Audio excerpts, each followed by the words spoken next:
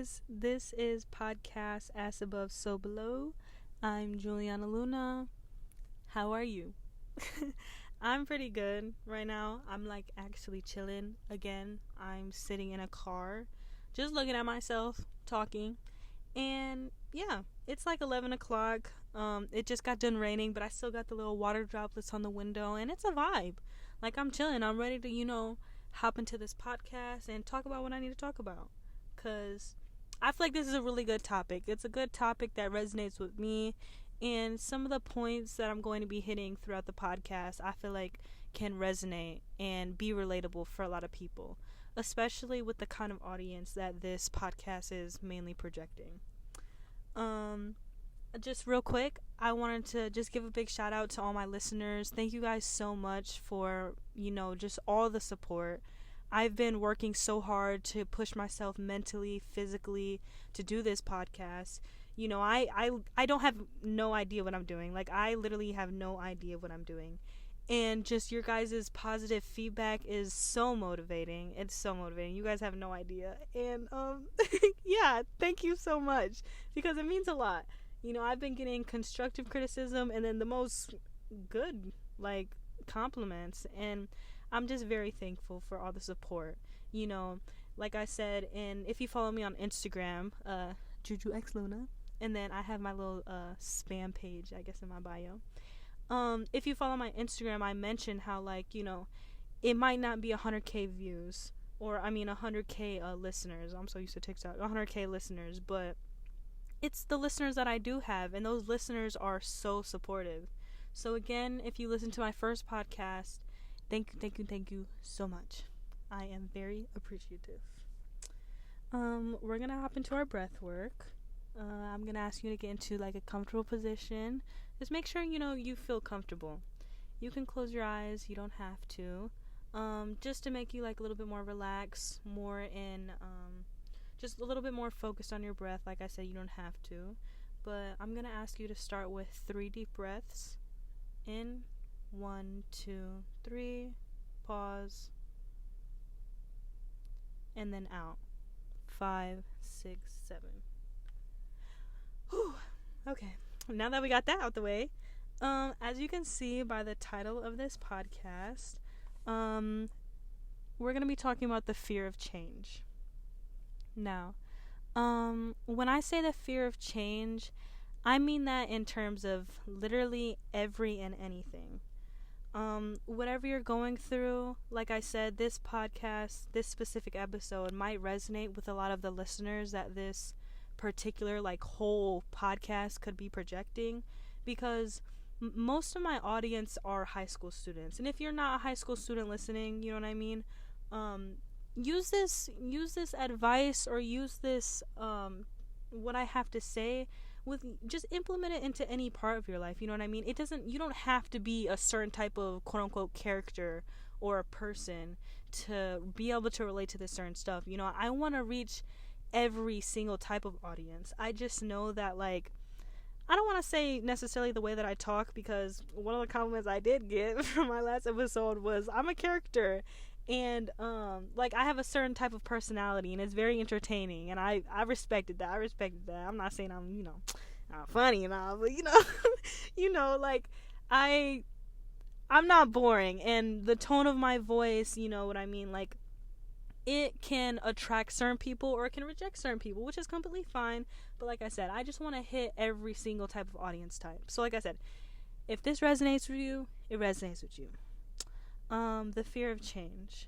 Like I said, you can implement this talk into whatever.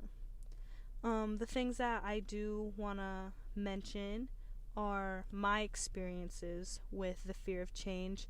And then, tactics you can use to, I guess, train your brain into not being so scared of change, because change does not have to be a bad thing at all. Change opens many doors for people. Change can be beautiful. It might be scary, but it can be so beautiful, because even if you don't gain anything, I don't even want to say that, because you always gain something out of change. If it's not physical, it's definitely mental. You learn something. Say you lose something, you're still gaining something at the end of the day, because that you're gaining that knowledge, if that makes sense. you know. The fear of change in my experience. So growing up, I had a really, I don't want to say dysfunctional because I feel like that's a really strong word. I grew up in a very loving homes with an S. I was in and out of like my mom's house and my aunt's house, and I kind of bounced back and forth for a while. Just family issues like growing up. I grew up with my aunt and all my cousins. That was lit. If you ever live with your cousins, you know what I'm talking about. Like that chunk of my life was so fun. I mean, we weren't bad because my aunt, like, she had us like on point, like manners, like everything. She had us on point. But the stuff, like the type of stuff that we used to get into when we were younger was so fun. Like, oh my god, I miss it so much. I need to visit them. They live in northern Michigan, like upper more. If you know, Michigan is shaped like a mitten. I almost said a muffin. It's shaped like a mitten. They live in more of the like the pinky, if that makes sense. In the part that I stay in now, we're more of in the bottom thumb. It's weird explaining it, especially if you're not from Michigan, but yeah, if you know what the state is shaped like, that's just to visualize it, I guess. But yeah, I miss them and that. So yeah, I was, back and forth a lot, but when I was living with my aunt, we traveled a lot. Growing up, I never understood why. Now that I'm much older and, can actually understand what was going on, it was definitely like a money issue. We moved around a lot just because, little stuff would pop here and there and stuff happens. Adult life happens. Let me say that. Life would happen. And so we would have to move, a few times. And my aunt, her husband, he had a lot of family, like, around the states. Like, we moved to Ludington. We moved to Texas. We moved to Indiana. And we were just all over, especially Texas too. Like, I think we hit Mercedes, Killeen, Westlaco, where else? Anyway, we were in a lot of places in Texas. But I was so used to moving around that, I don't know, it never really bothered me growing up. Like, I never minded just getting up, packing my stuff, and leaving.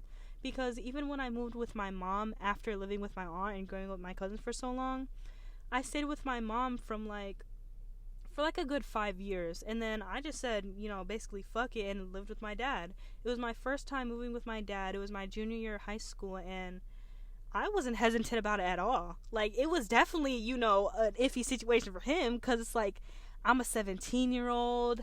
How is he gonna handle me? Like, as harsh as that sounds, like, I don't want to say I'm hard to raise or whatever, or I'm hard to quote-unquote take care of, but, a teenage girl, like, that can be very intimidating, especially for, like, an adult man type shit, because, I'm basically a grown woman.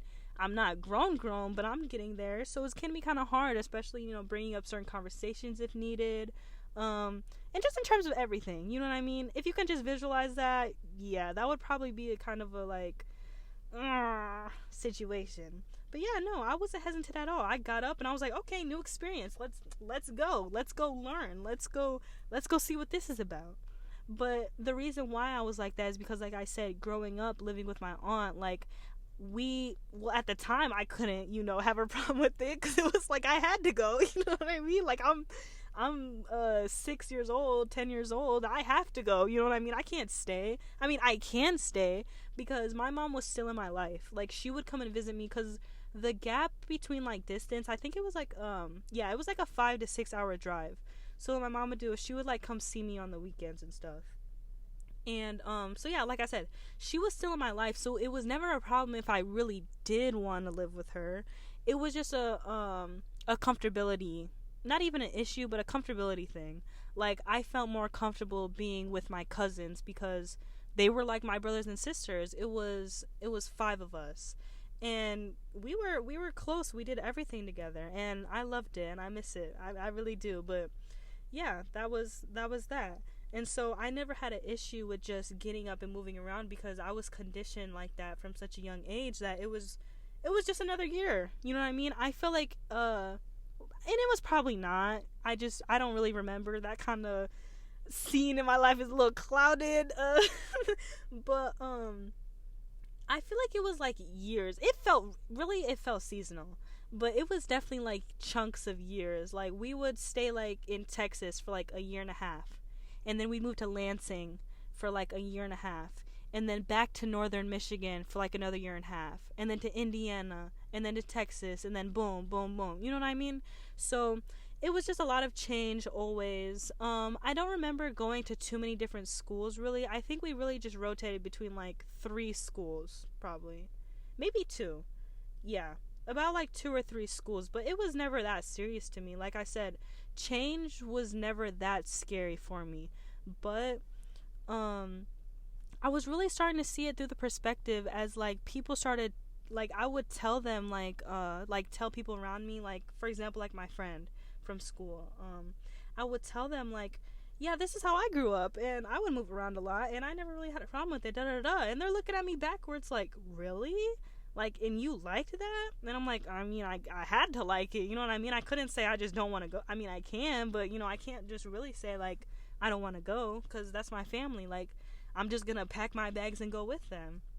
So like I said, it was a very conditioned thing, and I was so used to it that when I explained like how my lifestyle was when I was younger, and really how it is now, because this summer actually I'm gonna be moving back to northern Michigan. I've been offered a job opportunity, gonna be making a little bit more. I just got certified as a nurse aide, and I'm very proud of myself. I worked very hard. I studied my ass off, and I was really anxious about taking that exam because, whew, there was girls crying, and I felt so bad, and I'm like, oh my god, those girls are so smart, so if they fail, what does that mean for me? But in those kind of situations, you can't do that, because then you're just degrading yourself, because you should know your worth, you know what I mean? And I should have had that mindset from the beginning. It was just making me a little bit anxious, because I'm like, I know her level of these skills, or their level, because, you know, there was boys and girls who both failed. I'm not saying boys and girls were crying, but like, there was some people that were crying because they failed, and it was just very anxious. But yeah, I've been offered a job opportunity up north, so I'm gonna go do that. And when the opportunity was offered to me, I'm like, okay, shoot, let me finish, let me get my little diploma real quick, let me quit my job, put my 2 weeks in, and boom, I'll be up there until I start my Henry Ford College. So that's gonna be something. And yeah, I forgot what I was talking about. I forgot what the main discussion was. It was basically just my experience of change. I'm comfortable with change. I really am. But oh yeah, that's what I was saying. When it comes to people who are just not so used to it, because I was saying how like when I explain it to other people, they kind of look at me backwards like, oh my god, like that didn't affect you like mentally, like you don't have attachment issues, like da da da da. And maybe I do, because I mean I haven't been in too many like romantic relationships, or I don't have a really bad relationship with any of my parents really, and I don't see anything else that I can turn into like something unhealthy that has to do with attachment issues. So I don't think I do, but I've definitely been asked that before, like, for moving around so much, do you have like attachment issues? Are you always like da da da? And I'm like, no, like I'm fine. Like I'm fine. It's a conditioned thing. Like I'm just so used to it. But yeah, I think when you're put in a position where it's an uncertainty, like you're, for example, offered a really big opportunity, like how I was just explaining I was. This job opportunity, it's gonna be really big for me, because this is gonna be my first official quote unquote big girl job. You know what I mean? I've been working these little fast foodie jobs, in which are jobs, you know what I mean? Like there's actual grown people who work at those, and that's no hate towards them, you know what I mean? That's no like discredit towards them for being a certain age working those. But I just know for my comfortability and where I want to be in life, that's not my standard. Like that's not what I want to be doing. So this job that I've been offered up north, which is a CNA job, is going to be a big deal for me. And when you're offered something like that and you have anxious thoughts about the fear of the unknown, well, what if I don't like the job? Or what if when I move up there, I don't like living up there, but it's good pay, so I feel like I have to stay up there, and blah, blah, blah, and just all these reasons. You know what I mean? Really try to look at those bad reasons and find the logic in them.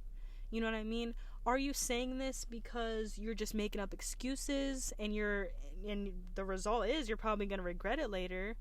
Or are you like, are these reasons valid? Because, if you have a good intuition and you believe that, like, it's probably not the smartest idea for me to do this, then boom, maybe for real, don't go. Like, you should know, like, what's right and what's. But if you have that little iffy, like, thought in your head, well, maybe I should go, but I don't know, you know what I mean? Then that's when you need to really, like, dissect the reasons why not and why. Even if it's writing it down on a piece of paper. Yep, we're about to go back to 2nd grade. Writing the little bubble chart. Where the little bubbles are, like, going into each other, and they got the middle part, the right part and left part. I forgot what it was called. But yeah, do one of those. Pros and cons and the in-between stuff. I forgot what it's called. I forgot. But yeah, even writing one of those. Or a little T-chart. I wanted to bring up how it's like I said at the beginning of the podcast, this is a normal, like, trait. Like, this is not something that is uncommon. Like, everybody has a slight fear of the unknown. Like I said, it's common. We have this part in our brain called the amygdala, and it's commonly referred to as the lizard brain. It's like the shape of, like, 2 almonds put together, basically, and it's, like, in the middle back of our brain. Like I said, the amygdala. Look it up. And it signals fear. The only thing about that is that it doesn't know good fear from bad fear. What I mean by that, it doesn't know the difference between, oh, I'm in danger fear, and it doesn't know the difference between of, this is just anxious fear. I might actually learn something out of this because this is out of my comfort zone. It's just a shoot of adrenaline saying, like, oh my gosh, fight or flight. You know what I mean? That lizard brain doesn't, like I said, doesn't know the difference between good fear and bad fear.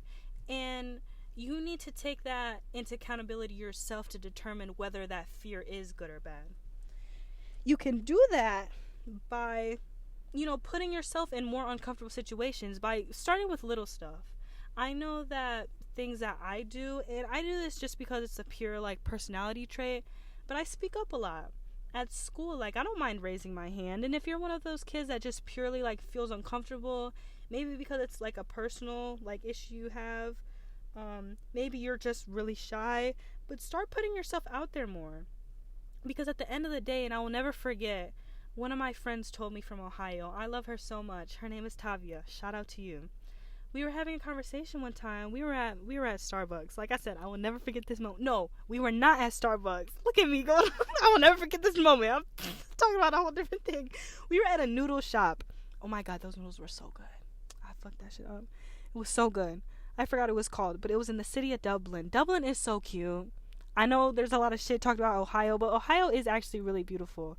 When I was there, like I said, when I lived there with my dad, I was just talking about earlier, we lived in Columbus, Ohio, and it was, like, literally 15 minutes away from Ohio State University. So there was, like, a lot of, like, stuff to do around there. And I'm saying that because, like, when it's, like, a college area, they would call it, like, just campus. They, like, make specific buildings, not for college students, but for younger people. So there was, like, a lot of clubs, a lot of bars, and there was just a lot of stuff to do there. And anyway, in Dublin, we went to this noodle shop, and she told me, she was like, whenever you're having, like, an anxiety attack, a panic attack, or just really, like, a lot of excessive thoughts, try and find the logic in them. I said this earlier, like, literally 5 minutes ago, but it's a quote from her. Find the logic in your anxious thoughts. And it's because it's true. When you're having a thought of, say, the future, oh, well, what's going to happen if they say no? Or that's just an example. Or what's going to happen if this happens? Or this? Well, first of all, you're trying to predict the future.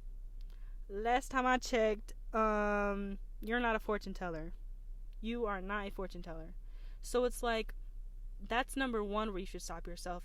And second of all, you're just making an excuse at the end of the day. At the end of the day, you're just making an excuse. Because literally the worst that can happen is you learn something. And how is that bad? How is learning something bad? No matter the outcome, you are learning something. Unless you're, like, dying or something. You do something stupid. Should I jump off the cliff? Like, something like that. Something like that. Okay, yeah, you're gonna die. Like, something like that.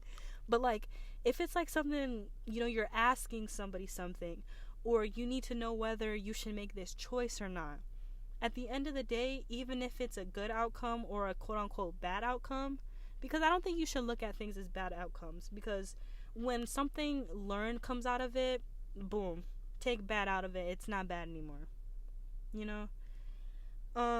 It's always going to be that learning experience. That's all I have to say with that. And you just need to find it in yourself to train your brain to understand, like, whether this is dangerous fear or whether this is the learning type of fear.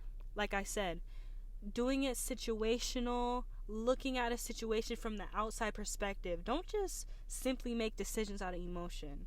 That's one thing you cannot do, because making decisions out of emotion is going to be an instant regret. I can tell you that. Think of a time you were sad or angry, or I don't know, maybe even happy, and you made an impulsive decision. Did you or did you not instantly regret it? Because I don't know from your experience, but I definitely did. Making a decision out of pure sadness, or like I said, irritation or angriness, can be most of the time an instant regret, or not even an instant regret. You have some time to reflect and you're like, man, maybe I shouldn't have did that. Maybe I could have handled that a little bit better. But it's because you need to look at situations from the outside perspective, and that takes learning. It really does. That comes with maturity, experience, failing, trial and error. And like I said, there's no such thing as a bad experience, because if you learn something out of it, boom, you can instantly take bad out of it. It's all about perspective. And that's what the as above, so below mindset is. You know what I mean? Training your brain to understand that it's all about perspective. If you're learning something, that's an automatic positive trait, and positivity should outweigh any bad situation. It's going to take some time to, train your brain to do that, but I promise it's worth it. I have not fully gotten there yet, because, there is sometimes I beat up myself because something didn't go my way. But at the end of the day, if you use that as above, so below mindset to put into perspective of, well, maybe this could have been a learning experience, or maybe something wasn't meant to be, it'll be an automatic weight lift off your shoulders. And I think that's really important. I really do. This was a bit of a shorter podcast. I don't want to end it right here. I don't want to end it like this. I don't. Okay, then let's not. Period. Like I said, this is uncut. I don't care. This is very uncut. I'm never cutting. I don't want to say I'm never, because I'm not going to lie. I had to reshoot this like 4 times because, first of all, like I said, I'm sitting in the car, right? And it's pitch black outside. It's 11:17 right now. Tell me why the first 2 times I had to restart it, because I kept stuttering. Boom. Yeah, I was very irritated at myself. I wanted to like punch myself in the face. I kept stuttering, so I had to restart the audio like twice. And then as I'm recording, I'm like 5 minutes deep into the podcast. I see my stepdad open the door and he's like, "Turn on the car." I'm like, I look over and I'm like, who is this black man yelling at me? Like, who is that? And I'm like, oh, it's my stepdad. And he's like trying to do the hand motions. I can't see him because it's pitch black. And I open the door and I'm like, what? He's like, "Turn on the car." I'm like, what do you mean? Like, turn on the car? I'm like, is there an on button or something? He's talking about twisting the keys all the way. He's like, "I don't want my battery to die." I'm like, okay. You just interrupted my podcast. But I get it, I guess. So I had to delete that. And this is, like I said, this is like my 5th take. So bear with me. I'm still learning. And shoot, like I said, this is my second, well, technically 3rd, because I do have that trailer.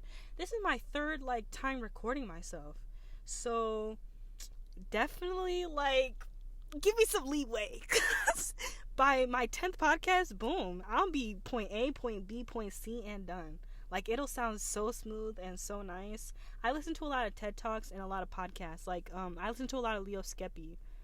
You should definitely, like, tune into his podcast, because those are pure positivity. He tells you what you don't want to hear. I was listening to a podcast that I thought didn't relate to me. I just wanted to see what it was about.